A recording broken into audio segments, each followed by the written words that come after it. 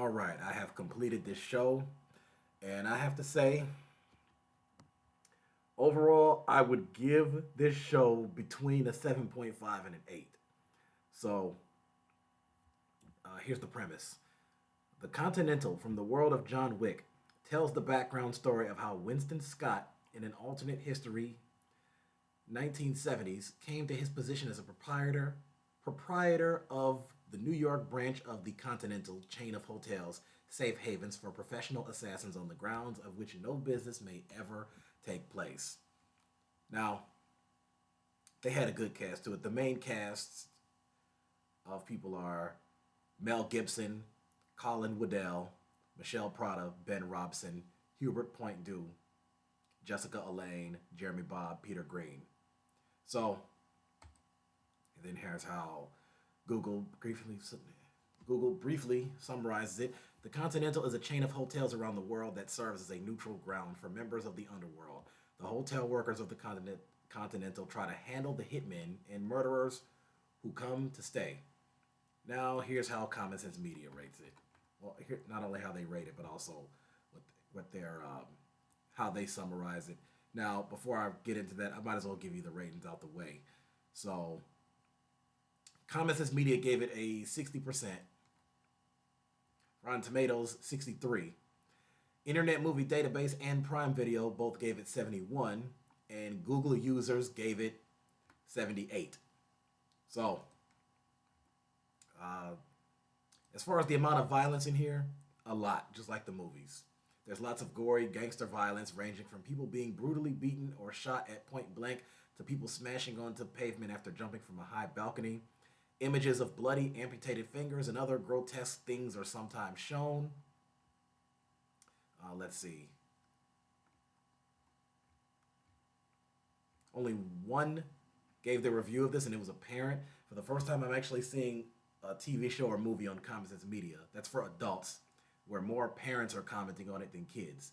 In this particular case, no kid said anything, but one parent, I guess, gave it an 80% review for 4 stars.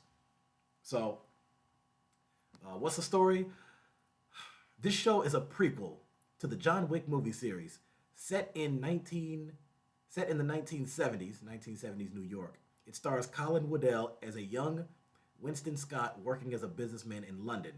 When his estranged brother, Frankie, Ben Robson, steals the coin press that makes the gold currency used by the High Table, the Continental Hotel manager and brutal crime boss Cormac O'Connor, Mel Gibson, orders Winston to find his brother and bring the press back in order to placate his bosses.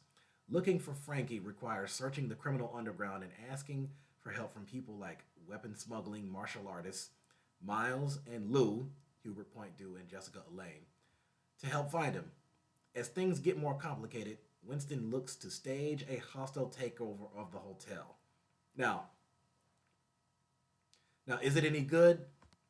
Despite being a John Wick prequel, this gritty 3-part series ventures outside of the film's story world.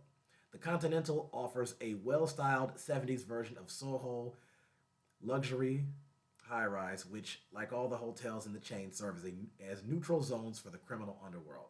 The younger versions of the original John Wick cast, such as Sharon, are interesting to watch. Sharon, played by Ayamide Aiden. I'm sorry if I butchered that, and I'm sure I did. Are interesting to watch. Meanwhile, the violent fight sequences are just as frequent and brutal. All of this activity is set in a changing post-Vietnam war world. But the series doesn't share enough of the enjoyable peculiarities of the original films, and some of the plot lines don't connect back to them either. As a result, it feels like a prequel and more like a completely separate it feels less like a prequel and more like a completely separate action series. Viewers unfamiliar with the films may enjoy, but this show will probably frustrate die-hard John Wick fans. Now, I think so after having watched the movies, I'll tell you that I don't think this show is quite as good as the movies. I think it is enjoyable. If you're a John Wick fan, then I think it's worth a watch. Now, As I pointed out before, the show only has 3 episodes, but each episode is about an hour and a half long. So basically, 3 mini movies. And I say mini because it's action, and most action stuff is at least 2 hours. So they initially planned on doing 6 episodes. They were gonna, if you take each episode and cut it in half, it would be 6 episodes, and they would be each 40 to 45 minutes long. But they decided, for some reason, now we're just gonna kind of condense them all. Let's just do 3 episodes, make it. And I think it's interesting. Like I said, the John Wick movies, a most of them get an 8.5 to a 9. And the show, like I said, gets 7.5 to 8. So I think they're just better than the show. It's all available to watch on Peacock. All the movies, John Wick's 1 through 4, Ballerina's in theaters right now, and it's going to be on Peacock in the next 3 months, and the TV show's on Peacock. So anything John Wick related is on Peacock. So the show is also available to digitally purchase on YouTube and Amazon, as well as Apple TV and Fandango at home. I think they had a good cast to it. Besides the ones that I've read, you have Kirk Ward as the henchman, Adam Shapiro as Lemmy, Greg Coolidge, Marina Mazepa, Katie McGrath, Claire Cooper, Dan Lee, Samuel Blinken, Sally Garnett, Connor Crawford. So yeah, like I said, that's just my take on it. I don't think it was terrible. I don't think it was trash, but I'm not going to lie and say it was the greatest thing I had ever seen. I think the third episode was definitely better than the first 2. The second one I would say is probably the most boring. I would say if you do watch the show, try your best to get through the second episode, because once you get to that third episode, especially when you get to Act 3, it's a really great, thrilling twist. And I think it's worthwhile. So overall, that's what I would say about it. It was a great show. Great job to the people who put it together. Directors, producers, actors, all of them. So if you're watching this on YouTube, give me a subscription. I'd appreciate it. I'm at 427. I'm trying to get to 500 by the end of the year. If you're watching it on Facebook, the link is in the comment section.